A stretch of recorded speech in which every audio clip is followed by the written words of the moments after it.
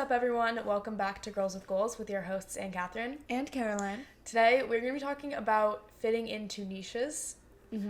More specifically, not having to fit into a niche or fitting into multiple niches and why you should fit multiple personas. Exactly. Why you can, embrace different niches and understand them and feel associated with them, but you don't necessarily have to box yourself into things.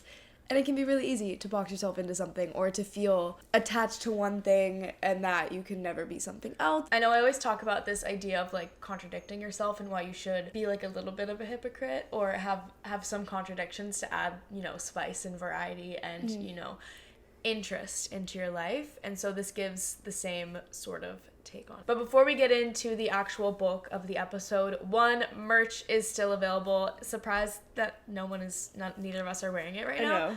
I know. If you are watching on YouTube, which you can, or if you're seeing this on a clip on our Instagram at Girls with Goals Pod or at Anne Catherine Canine at Caroline Canine, those socials will all be linked below, but same accounts for Instagram and TikTok. But I feel like one of us is always, most of the time me, quite literally every day, and most of the time when we do record, I'm wearing the Impress Yourself collection merch hoodie because it's gorgeous and white and blue and beachy and vibey, and it puts you in a good energy. So if you want to get one as and well, if you want to feel the exact same way, if you want to feel that energy, the link is in the show notes below or on any of our bios, any of the account bios. And you can just click on over, check out the merch. There's a beanie as well. I know it's warming up, but if you want to get a matching beanie, a matching set, as well as the hoodie, the world is your oyster. Highs, lows, and goals. My high of the week, I went to yoga twice this week, and Twice? When else did you go? well, I went on Tuesday, and now Did you I go went with on all of Sunday. them? Yeah, I went with What? them. Wait, I I group didn't of know my everyone friends went. often goes to yoga, and yoga, there are classes at our gym that are included, and so I've never been one to do yoga consistently outside of it, but I've always wanted to challenge myself more with it and try to take it on more, but it was just never something that I was paying for outside of my typical gym. But my gym now has yoga classes, and I was like, damn, I've been going here for a couple months and I haven't taken advantage of having free yoga classes. And so I went on Tuesday, loved it so much. I had such a great time. So today's Sunday. I went again this morning as a Sunday recovery, and I really enjoy it. So I'm excited to low pressure because I'm not necessarily paying per class. I'm just paying for my gym membership and be able to Well, I mean, explore at the that. end of the day, I'm paying for it. At the end of the day, I'm paying for fat, it. But gym bill that I pay. I would say but it's definitely my high of the week because I've struggled to enjoy yoga a little bit more in the past, and I really had a good time. I felt like I was in tune with it. Oh, that's awesome. My high of the week is I did wake up this morning.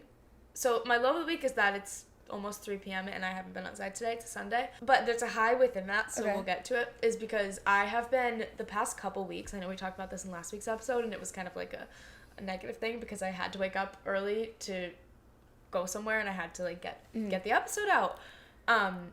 So I woke up early and got it done, and for the past 3 weeks, I've been doing that, and it is so nice to... Of course, it's a Sunday. The episode is due Monday. We know the drill. We've been around. We know the drill. But a lot of the time, that means I am up, or we're up, for the entire night. On a Sunday night, going into the week, is just not the vibe. It's not the vibe. It's just not the energy. It makes me really tired. And no one wants to be, up trying to finish their work at the end of the day. So, the past couple weeks, I've gotten up early, edited, and gotten everything prepped, and then I have my day, or at least the afternoon and night. Absolutely. And it's done and dusted, and I don't have to think about it and worry, and then I wake up on Monday and I'm it's out to the world. Woo. So I did that today. I woke up, even though I think I got home at 2 last night, but my alarm was set. I set my alarm. We had such a silly night. I set my alarm the night before because I knew I was going to do this, and I knew I was going to thank myself for it. And I did sit there in my bed from 7 to 11 editing, and my room was a mess, and I needed to shower, and it just wasn't fun in that sense, but I got it done. And then I rewarded myself by resetting absolutely everything. I reset. I'm my sheets are in the dryer right now. That is the last step. I need to do laundry. That is badly. the icing on the cake for my closet is clean. I cleaned out my desk. I cleaned out I have a small room, so there's all the like podcasting equipment goes under my bed, and a lot of the times we're like, okay, just throw it. We just shove it. We just like, shove it right under her bed. Throw it, or it like goes in the corner of my room or like in the closet, and I don't like that because it's just a lot of things in my really small room. So I just like reorganized everything under my bed, put new like little drawer boxes, which by the way, all the camera stuff has a new box, so be aware of that. Okay. Like clean the kitchen, and my room is like, you know what I mean? It's like sparkling right now. That's nice. And I'm so excited to I really finally hope make that my I can bed get myself to do the same this afternoon. And it's bright and sunny out, and so when we're done recording, I get to like have a day because the episode for tomorrow is out and about. Mm-hmm. It's ready to rumble. Can I ask what makeup you have on? It looks really good. And really? I thought this the other day too. Sometimes I think that in Catherine's makeup, like sometimes I think she'll wear concealer that is like a little bit too orange for her or something. I don't know. Sue me that I get pale in the what winter. What are you doing? Because honestly, I feel like your skin looks really smooth and glowy. Your eyelashes look so long. I do have really long eyelashes. Your eyelashes look so blonde. Long, and you look like dewy and bright. Thank you. Do you have any blush on at all? No. That's just you. Okay. So here's so my low. Let's just hit all of them. My other low. So first of all, my high was today. I got my work done and I can go have a day. Mm-hmm. My low was, what was my low? I said my low first. Who knows? Rewind. Hit the rewind. But okay, here's my new low, is that my face is so crusty. It's like, that's so what it dry. was. You felt crusty. You told me that was your low. I know, but I think I said a low before, but I just was talking and forgot. So that's so interesting. I think you look so opposite of crusty right now. So but that's okay, because it's about how you feel. So I feel so crusty right now. Like my face, I don't know why it's like dry. I don't feel crusty otherwise. Like I just said, I reset everything. Like freshly, I washed my hair yesterday. And for some reason, like, my skin is just so dry. Yeah. And it's not the best feeling. So, this is my makeup routine. So, I don't actually know anything about makeup, and I don't typically, like, do a whole face. But now that I've been, like, in an office every day, I've been doing a whole face and it takes me, like, 2 seconds. Because the steam room, I sit in the steam room every day after the gym, and that, I think, like, preps me. And then this is the step. 1, sunscreen moisturizer. Okay. 2, gel type moisturizer. You know, like one of those, like another. So it's like the CeraVe or Cetaphil, one of them. It's like the AM and the PM. I use them both at once in the morning. And then this is the kicker. Okay. Vaseline. Or on your entire face? Everyone knows this. Do you have this on your face right now? Wow. And Kevin's like, here's my makeup routine. Layer. Vaseline. Yeah. So it's the tiniest layer. I absolutely love Vaseline. I have one of those big ones and it's empty now. I'm like scrounging at the bottom. I have a big one and then I have a little teeny one that's like travel size and I bring it with me everywhere. Wow. Because I'm allergic to chapstick, guys. I can't use any chapsticks or I will literally like get an allergic reaction on my mouth and no one wants that. No. So I don't. No one does. So I can only use Vaseline. Anyway, so my skin was really dry like a few months ago and I just like put like it's slugging. It's like slugging for the daytime, but just like so instead of using like big chunks, it's like the tiniest little layer. You just like put a layer on, and then I let it marinate, take a moment, and then concealer. I use 3 different concealers at the same time. Yep. So it's not for any reason. I just who knows. Sometimes I put it on and I'm like, this one's too white. This one's too orange. I can't. Whatever you're doing right now, it seems right. Thank you. Thank you. It does. Thank you. Right now it's actually 2. It's the Tarte Shape Tape, which is empty. So I had 3. One of them died. And then one of them, the Tarte, is empty. And then this other one is, I don't know. But it's like juicy right now. And so I like it when they're juicy. And I think that one's a little whiter. Like I do like it when it's whiter. I like it when my concealer is like lighter. Okay, so then concealer on this under and then eyes. like up. Okay. Up there. Well, I just put a dot and then I like beauty blender it out. And then I do a contour stick. It's the Fenty one. Mm-hmm. But it kind of gives orange and I need a new color. Because I like it when it's like more muted and like brown rather than orange. You know what I mean? Yeah. So then I contour. You get a dark concealer. People do that sometimes. Yeah, I know. I put but I have it's like I need it to be empty before I It's expensive. So then I contour just a little bit, like that. Yeah. I like go with my cheekbones, and then on my chin and on this and on my nose. Right. I also, in the summer though, I will once again on my mouth I can't use chapstick because I will get an allergic reaction. But I'm out in the sun all the time, and so I don't want my lips to get sunburned, right? Right. So I have zinc oxide, like straight up just zinc, and I will put a little bit on my, like I got it as chapstick because it doesn't give me an allergic reaction. But then I'll put a strip on my nose, and I'll put, like, this, and so I'm just out, and you think it naturally contours your face? I have a very, like, bony face. Sometimes. Good for you. Well, like, on my nose. Sometimes it's, like, out. You know what I mean? So then... Okay. So then I was doing that all summer. It's awesome. It's, like, DIY contour, and then you never, like, your face just, like, it brings it out. Yeah. So... That's what I do. Oh, and then mascara. I am a waterproof mascara. Like, I will always and forever use waterproof mascara. She'd be crying. No, well, I just don't take it off. And if I don't have waterproof mascara, it also smudges throughout the day. Okay. So but I like there's one non-waterproof that I got, like, Mom got me for Christmas, and I really like it. I think it's the Tarte one, and it came with it. Is that what it's like? A mini one, and so I use that one because it's like elongating, and I have really long eyelashes, which is the craziest turn of events because otherwise, like, the hair on my head doesn't grow. So why are my eyelashes super long? Also, they're really blonde is the whole thing. So I use that because it makes them, like, I don't know. But then that's not waterproof, so it's gonna smudge and get everywhere. So then I take a waterproof mascara, and I think it just a random one. I kind of don't like it. And then I put it on top. I put it on top so it kind of seals in the, like, now it's waterproof. Mm-hmm. And I go about my business. Thank you for sharing that with us. So essentially it's 3 things: concealer, contour, and mascara, and Vaseline. And Vaseline. Yeah. So. But your low is that you feel crusty. Oh yeah, I do feel crusty. That's unfortunate. So my goal, actually... You should order.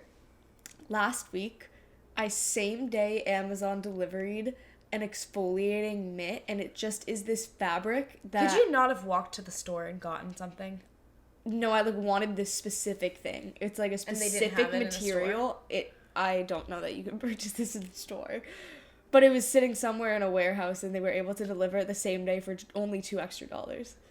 I feel like, so bad for Amazon same-day delivery. Like, can we not overwork them? They're working so hard. I just feel sad for them. Like, go I was craving, like, a deep, exfoliated, cleansed feeling, and so I got this glove in the shower, and it's really good. I did it after the steam room because you're, like, so, like, steamy and your skin is so prepped, and then you just put the glove on and you just rub it, and truly, like, it makes my skin... It has made it so soft, and I've only done it twice now. Wow. But then I moisturize after, and it's so beautiful. I marinated a goal up. So I'm just saying, I feel like that would make you feel less crusty because, like, doing body skincare has, like, done wonders for my less crustiness recently. Okay. Yeah, well said. So my goal, I just thought it up, is I want an avocado oil. Well, I want just avocado oil to put in my hair as, like, an oil. Okay. Ask. So... That's the goal. That's my goal, is to get it, because it's one of those things that I'm, like, for weeks I've been like, oh, I'm gonna go get it. Oh, and did I say this last week? I need to organize our, like, hard drive. Nope, you didn't. No, but that's another one of my goals. This week, like, it will get done because it's unorganized right now. So my low, picture this, I have a backpack on my back. I've been out for the day. I worked at a coffee shop, so I got my work stuff. I got my computer, I got my computer charger. That's just about it. I also went to the gym, though, so I have, like, a change of clothes, a pair of sneakers, makeup, all of that. So my backpack's decently heavy. It's on my back. On the way home from the gym, I stop at Trader Joe's to pick up a few items. The line is so long that to make it worth it, I have to pick up more than just a few items. Yeah, that makes sense. So now I've done a full grocery shop. Two doubled bags, one in each of my hands. Heavy. You know, there's, like, an almond milk in there. Like, that's heavy. It's a couple pounds for Backpack on my back, and it's probably a 10-minute walk home. 5 to 10. It's no more than 10, but definitely not less than 5. And I was truly in pain every step. Like, I was nervous that my back was gonna give out, and it was just really bad. Do you take the hypotenuse, or do you go around the triangle? I cut through. Okay. Yeah. See, I don't. Mentally, it's more fun to not cut through. Interesting. Well, I just had to get home because my back was hurting, but I was like, I literally, like, I cannot Uber from here. I'm like one street over. It's just, Like, I couldn't do that. And so I had to walk it home. And it's just, like, not something that I ever want to do again because I really felt that it was damaging to my back. That's tough. I was just carrying so much weight down the street. My goal this week, I got a book, The 4 Agreements, recently. Oh, when'd you get that? Oh, in LA? No, I actually got it from Amazon after because I wanted to order it for cheaper. Yeah. And that's what's wrong with today's world.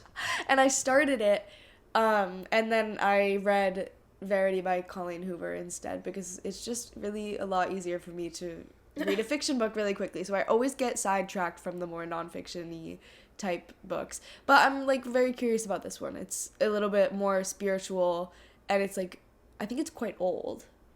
It's been around. I'd say in that realm, it's a classic. So I would say my goal is to at least pick that back up and get back into it. Anytime that I talk about, like, this idea of a niche, or it's kind of like a stereotype or a personality type, I always liken it to social media and the examples that you see on social media because I know that I consume these, and I know that if you're listening, you're consuming those, like, social media curated archetypes. Yeah. Because how else would you have found us or started listening to us or have been into, like, this space of health and wellness and podcasts and, like, content in that sense? It's an amazing thing that it exists and people are able to gravitate towards and learn about and be exposed to different archetypes and ways of living through social media. However, you kind of curate your social media, your feed, or the content you're consuming in that sense to only show you one archetype, one personality trait, one way of living, when that is not an accurate representation of every possible thing that you could be. And it also makes you feel like you are only allowed to be one set type of person when you are allowed to be a mix of every single personality type that interests you. Mm-hmm. I think in some cases, your Explore page and For You page could go down that rabbit hole of only showing you one thing. I think also, on the other hand, it's so amazing that through social media, you can see an abundance of different lifestyles that you could be living, different values and ways of life. At the same time, though, I think overexposure to that can make you feel like there is always something that you're missing. You can be absolutely everything. You can have different parts of yourselves that are all of these different things, but it's hard to always be expressing all of the different sides of you at the same time, I think. So I think when I see on social media all these different types of people, there's a lot of these archetypes and niches that I can relate to, but sometimes they'll take over at different parts of my life, or there's always something that I feel like isn't up to par or isn't up, like if I haven't traveled in a while, then suddenly I feel like I've lost that, like, travel side of me. If I feel like I haven't been studying or working very hard, then I feel like I've lost that, like, drive, hustle side of me. And just by being exposed to all of those different niches and things all of the time, I think the overexposure can sometimes make you feel like you're always missing something. Yeah.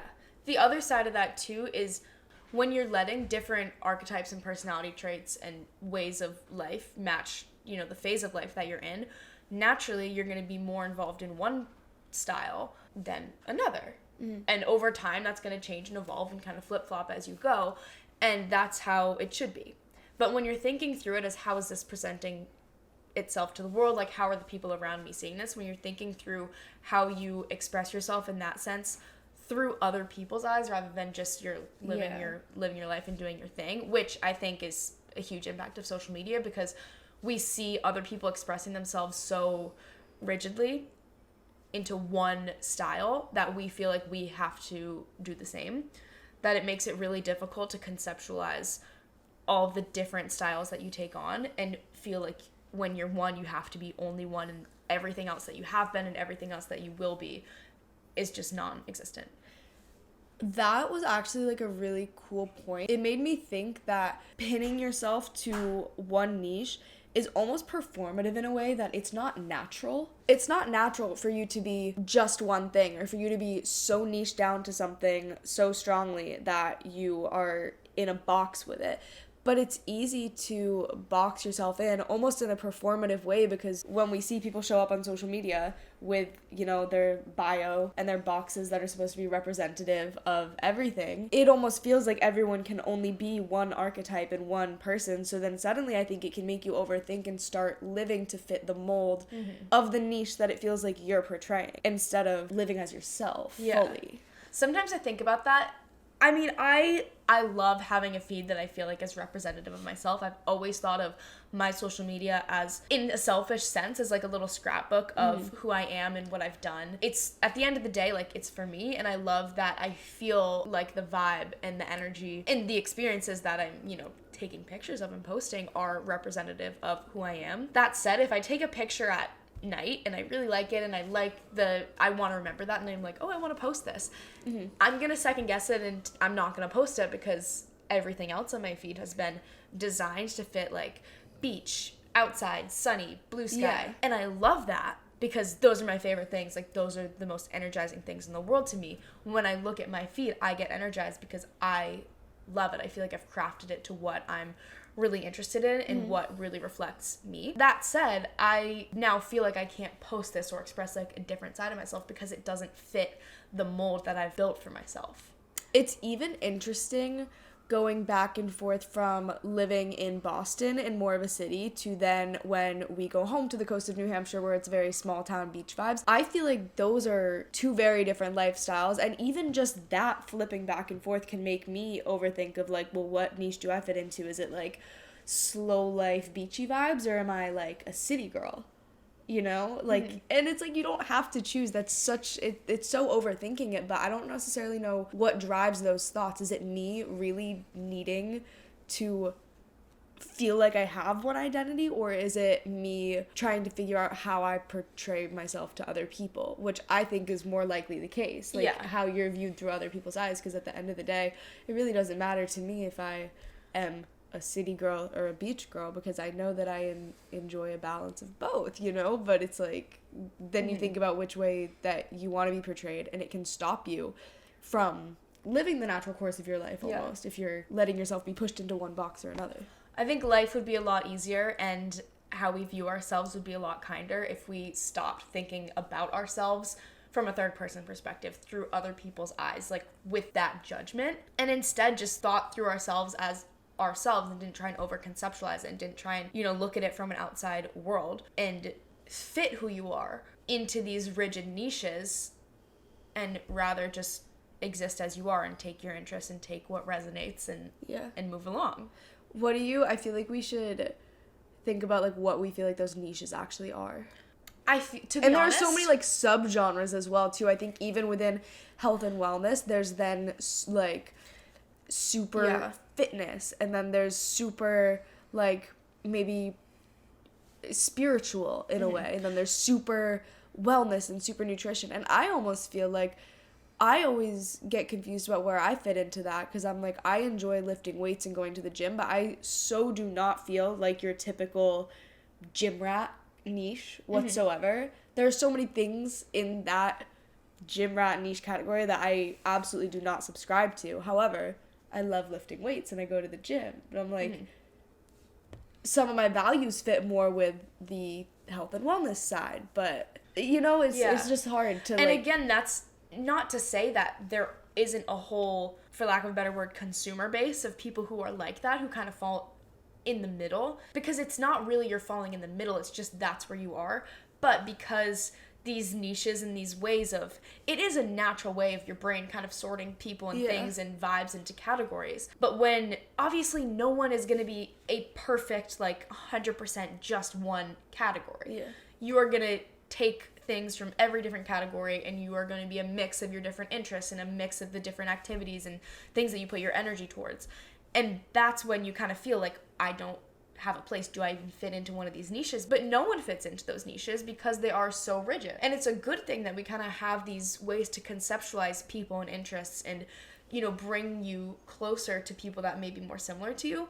But it's really hard when you don't feel like you fit fully into one category, because, you know, you are health and wellness, but you also are travel, and you also are business and study and school. all and, of like, the all, yeah. You also are like all of these things that make up who you are and your interests and what unique niche you fit into. And so it makes it really difficult when you over conceptualize that, both on a personal level and when you go and try and express yourself to others, because where do you fall then? I think if you've never looked at yourself as like a fashion girl or a music girl or a travel girl, it can be hard to even start exploring new things in those realms, because you see other people so strongly niched down to those things that you feel like it's hard for you to even dip your toe in the water. Because it's like, if you can't, that, like, I struggle with that sometimes, feeling like if I can't do something 100%, I'm almost like, why do it at all? Which is such a wrong way to think. And I'm trying to get better at that, being able to, like, do a little bit of everything mildly and not care about, you know, what it means in my definition of myself, kind of. But I do think, like, every person is gonna have multiple interests spread across, but then when you think of specific people, you'll think of somebody as, like, so fashion, so music, so travel, so business, and we kind of box other people in, and maybe that's something that you should practice not doing, like maybe not boxing other people in and seeing them as more complex people, because maybe that would help you be less judgmental to yourself and allow yourself to expand a bit more. I don't know. Yeah, absolutely. I do like the concept of, like I was saying, having those archetypes that are, like, essentially fake people, super saturated versions of these different interests and these different lifestyles that, like I said, no one is 100% just one way of living. It is helpful, though, to kind of categorize and figure out who you may gain insight from, who you may connect with, who you may be friends with, who you may want to learn from. And it's helpful to put into perspective other people, but also to put yourself into perspective to an extent. That's the difficult part, because it's helpful and validating and provides a sense of security when you know who you are and you can kind of pinpoint or pick out these different archetypes, these different niches, these different interests. But when you start to over conceptualize, and that's when the contradictions come into play, is when two things that on paper might not, support each other, balance each other out, but in practice with yourself, they make up who you are. And that's when it is an amazing thing to be contradictory and be a little bit of a hypocrite sometimes and live your life in that sense until you start overthinking it and over conceptualizing. And then that's when it's like existential crisis, because now you're like, how can I exist being both of these things when they're not supposed to go together? But in reality, everyone has examples like that, and everyone has parts of themselves that may not go perfectly together or be from different ways of living. Yeah. But when in practice, in their own personality and their own lifestyle, make absolute perfect sense and fit for them. Yeah. I feel like the examples that just came to mind for me with that is, like, how can you be super fitness oriented but also, like, a big foodie and stuff? That, I feel like that seems contradictory to people. Or how can you be super career focused but also love vacations? And I don't know. Like super basic things. And one thing I always think about is the types of people that I gravitate towards and, think highly of and value my relationships with. Most of the time, we are very different people on paper and have very different lifestyles.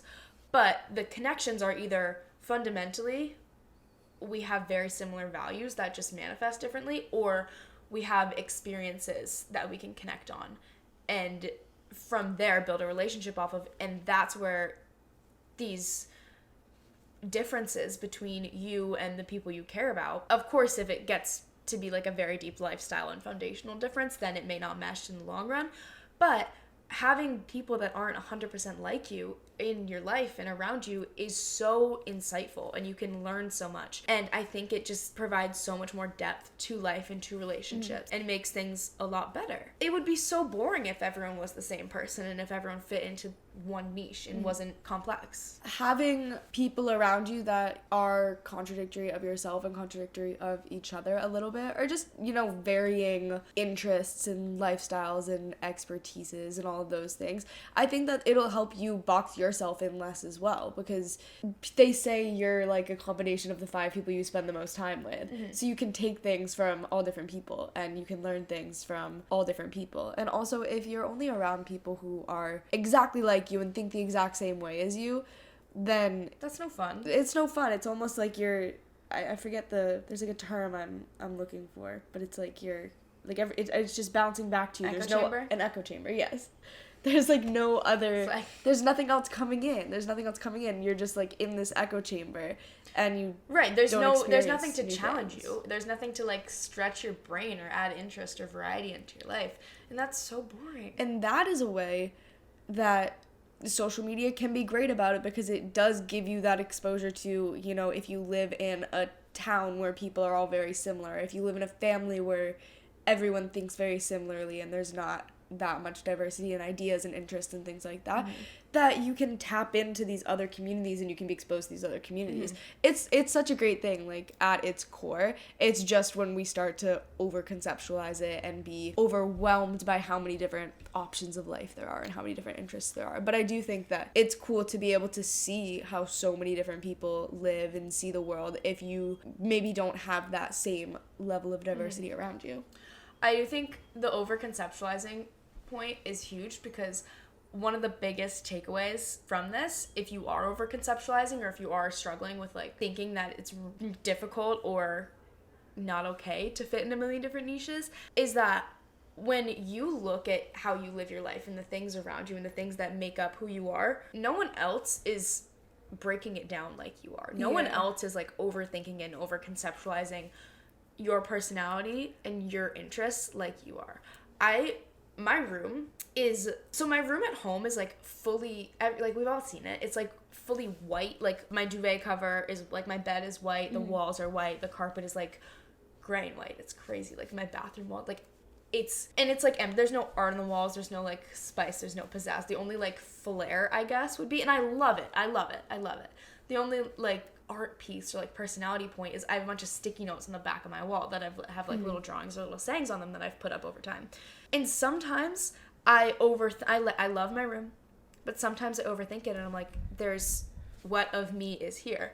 On the flip side, my room in Boston is like, my bed is gray, and on the wall I have a painting of like a Chanel lollipop and then there's a Buddha head in the corner, and I have books on my desk and I have plants in there.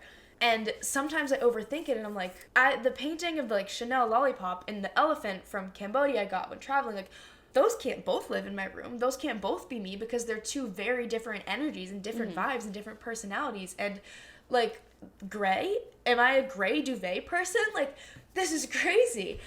Or I just like overthink and overconceptualize, and in my head sometimes I get way too deep into it.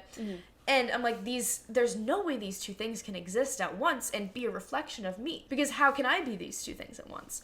But one time my friend was over and they were like, oh, your room is so you, like, of course that's your room. Or maybe, I think it was someone came over for the first time and didn't know whose room was whose. Oh, and they just in knew. Here, and they just like guessed, because Caroline's room looks exactly like Caroline's room. Our roommate Anna's room looks exactly like Anna. And my room looks exactly like me. And they just guessed instantly, because they are reflections of who we are. And no one else is going into your room or looking at your life and breaking it down and over-conceptualizing, being like... categorizing. Being like, that's pink, that's gray? Absolutely not. Like, no way those two can exist. But I just think it's so interesting that everyone is different and everyone gives off different energies, because you give off, like, your own energy. Yeah. You give off your own personality. You are your own combination of all these things that make up who you are, and other people really, really value that. And that's what draws people to you. That's what sets you apart. When people look at you, they don't see all the little things that make up who you are. They see those things working together, and they appreciate that combination. There's so much pressure to fit in a niche and to be part of a niche, and I think a huge piece of that is that niches are like trends. We had that girl, and then there's clean girl, and then it's like, it becomes like messy girl when you have someone like Alex Earl who's like showing a messy room, then everyone's like, oh, it's like cool, messy, and like minimalism, maximalism. Yeah, like, minimalism, maximalism, the like. It's also weird that it's even with it, so like, fast. It's like people talk about how like fashion trends change like crazy. What is trendy in terms of like a body is changing like in and out constantly. Like trends change so much, and so now I think that we've even taken on trends of a type of person and a specific niche of a person, and you just can't keep up with that. Like it would be exhausting to try to keep fitting into a box, and you can be inspired and take inspiration from things, because like of course I want to look at a clean girl aesthetic, and I want to be a bit cleaner, or I want to like look at a minimalist thing and be like, you know, you like things and you see things that you like and can pick things out of all these different niches, but there's so much pressure to define which of those you are, and also to keep up with the changing trends of them. It's just impossible. I think at the end of the day though, after you've become aware of like, yes, you can give space to all your interests, is then putting intention, putting effort behind that. Because like Caroline said, there are times in your life where things are going to take precedent and things are going to shift to be more important and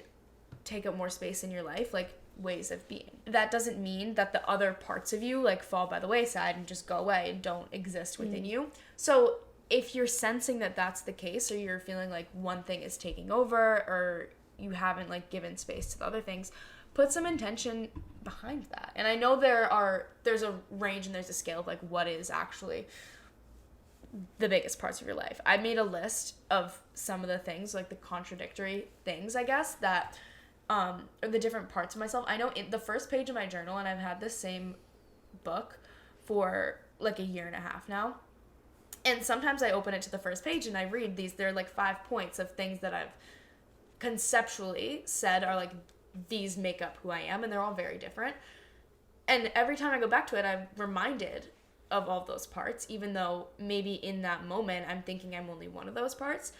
But then I'm like, oh, I actually am all these parts. And it's really energizing to be reminded of like what makes up who you are. So that could be a good exercise, like a good journal exercise. Sit down and write down a list, like no pressure, of everything that makes up who you are. I have a longer list too, and it's like literally one time I was feeling so like out of body, and I made this list of things that make up who I am. And some of them are like the painting in my room, or driving a Jeep. That's like, and I'll talk about that in a moment, that's like core to who I am because of the like building things and the like cars and stuff like that, which is so not like, you wouldn't see that when you look at me, or like look at my Instagram, because that's like the reflection of who I am. You would think, oh, beach, summer, not like, oh, she definitely like uses a car wrench and like does things, I don't know, or like builds things. Like I go through phases where I'm like, I built like a door rack for the Jeep doors, or we have a bunch of surfboards at home, and so I just like drilled things into the wall, and now they hang nicely on this like art on our wall.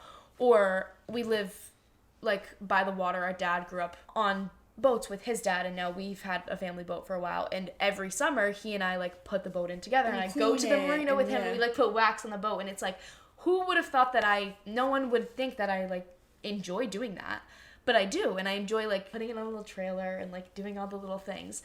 And that's so that doesn't go with like health and wellness, doesn't go with like running and fitness and like wearing Aritzia. But it's part of who I am, and it's honestly a big part of who I am, and it falls by the wayside a lot until I give myself a project like that. And oftentimes it happens in the summer, but if it's like fixing things, like building things like that, I really enjoy.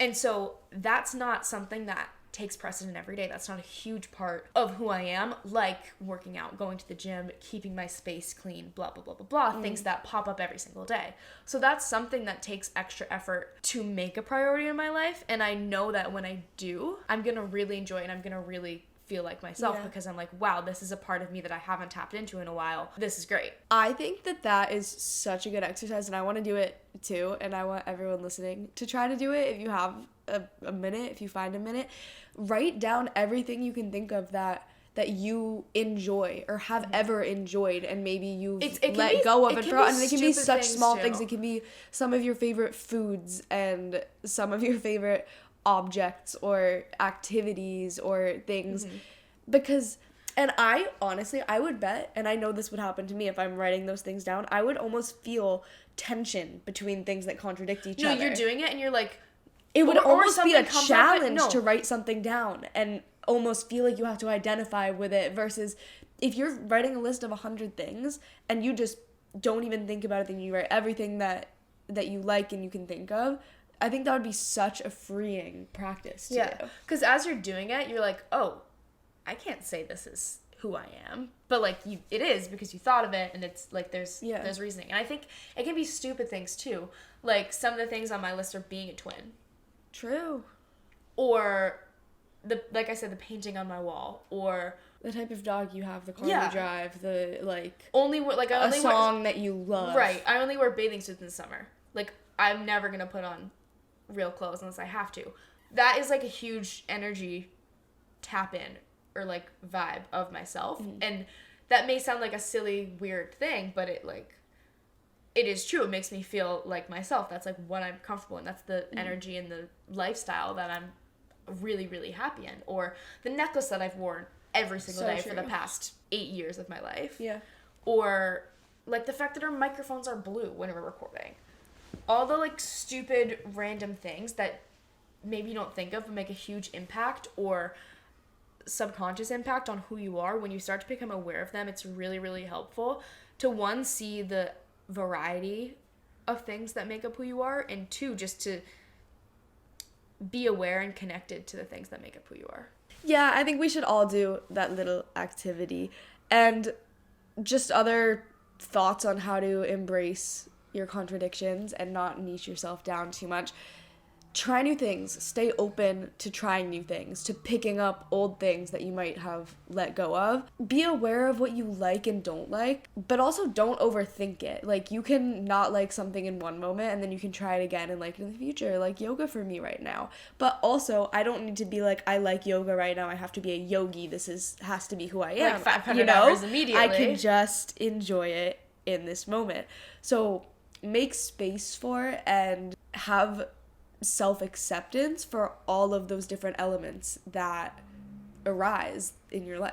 So to conclude, you are made up of so many things, so many different personalities, so many different ways of being, so many interests. At the end of the day, it's all you. And that is such a cool thing. So there is no need to feel like you are on the wrong path or you can't have one side of yourself because it doesn't necessarily 100% align and support the other. They can both be true at the same time for yourself because at the end of the day, it's who you are. So if you're feeling like you need to niche down into one thing, or you need to look like what you're seeing on social media from a lifestyle perspective, or you need to only look like that one thing that is on your For You page right now, you don't. You can just live your life and you can try different things, and that can change and that can evolve as you grow, as we always say.